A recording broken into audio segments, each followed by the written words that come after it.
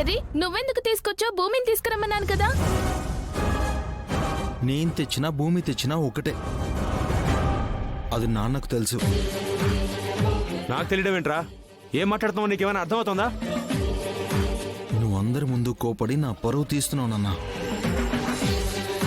ఏమన్నా చెప్పాలనుకుంటే నాకు చెప్పు, భూమికి కాదు. ఏంటో అన్నయ్య గారు తీసుకోండి. ఎంత మిడిల్ క్లాస్ అయినా మాకు పరువు అనేది ఒకటి ఏడుస్తుందమ్మా.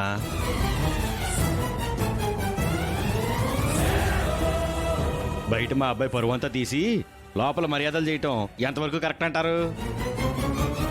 బావగారు, అసలు ఏం జరిగిందండి? మమ్మల్ని అడగాల్సిన అవసరం లేదు. బయట చూసిన ఎవరిని అడిగినా చెప్తారు. ఇందు, ఏం జరిగిందో నువ్వేనా చెప్పమ్మా. అపూర్వతయ్య మా వారి షర్ట్ పట్టుకొని ఎవర్రా నిన్ను ఇన్వైట్ చేసింది అని నిలదీసిందమ్మా.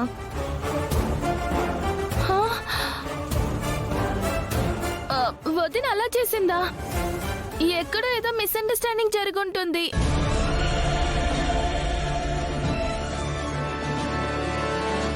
నేను వదిన అడిగి కనుక్కుంటానండి. నువ్వు కనుక్కోవాల్సింది ఈ ఒక విషయమే కాదమ్మా. ఇవ్వాల్సిన కట్న కానుకల గురించి కూడా అత్త ఇప్పటి వరకు ఏం మాట్లాడలేదు.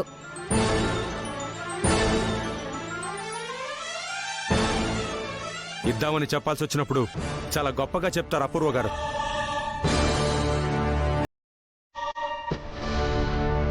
ఇవ్వాల్సినప్పుడు మాత్రం మర్చిపోతారు. మీరు కూడా అలా మాట్లాడతారేంటండి? అన్నయ్య గారు, మీరు ఈ పార్టీ నుండి వెళ్ళిపోయే లోపు మీకు ఇవ్వాల్సిన కట్న కానుకలన్నీ వద్దంతో మాట్లాడి ఇప్పించే పూచి నాది.